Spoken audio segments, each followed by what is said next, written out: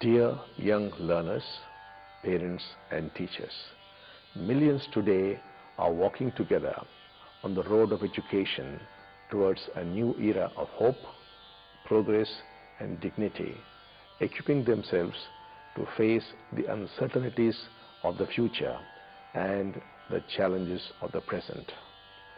Education means to draw out what is already within.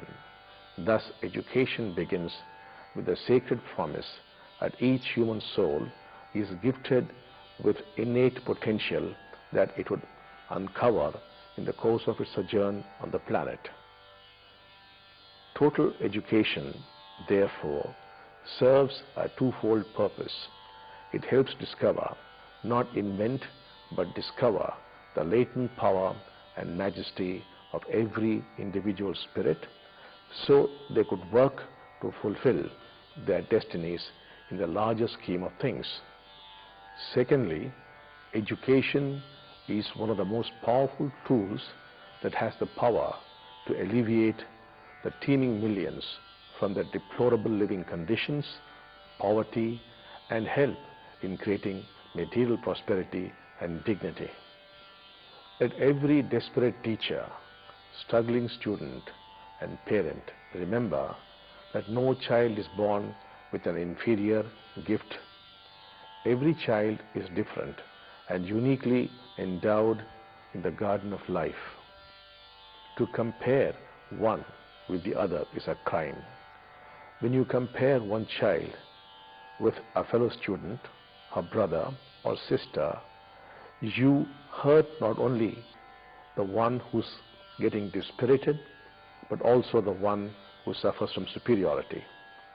Without knowing it, you are sowing seeds of animosity, ill will, and envy in their young minds. These young children, when they grow up into adults, would develop a mental addiction to comparison. Comparison would not just stop with measuring one's talent against another, but it would extend into all spheres of life. They would begin to measure their wife or husband with another, their financial position with the other, their relationship with the other. Ultimately, they lose the ability to experience and enjoy life as it is. Theirs becomes a second-hand experience, always edged out between the momentary pleasure of having overtaken someone and the immediate disillusionment of finding someone placed better. Dear parent, is this the kind of future you are envisioning for your child? Dear teacher, is this the kind of world you would like to see? Dear student, would you like to carve out such deprived and tormenting emotional tomorrows for yourself? Comparison has perhaps made you into an ambitious person, but has it not taken away the sensitivity of love and intelligence from your lives? Has it not made you more separate from the other? Have you not become someone who envies another's success instead of enjoying it?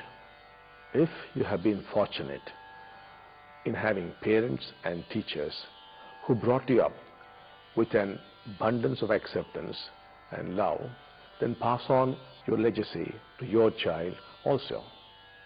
If not, let not history repeat itself.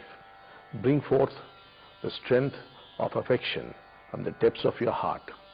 Become conscious of the temptation to compare, and you would very naturally abstain from it. No matter how many examples society might offer you of people who rose to power and position on the strength of comparison, envy and hate and what is hurting is always wrong, and one must keep away from it. Let us now take a look at what comparison does to efficiency. Sustained efficiency comes from intelligence, and comparison leads to failure of intelligence. When the educator and the parent compare one student with another, the student develops inferiority and loses self-worth. The student cultivates self-hatred, which in turn unleashes the destructive tendencies within.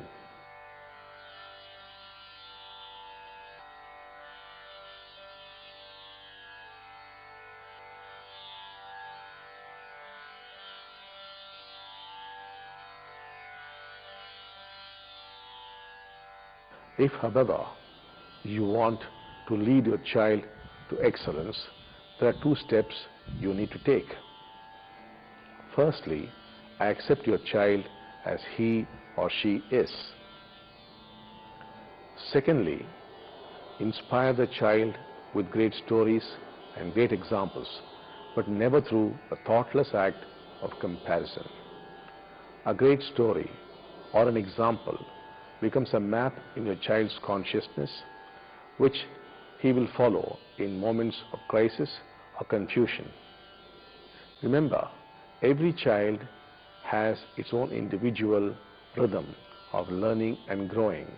Discover it and go with the child.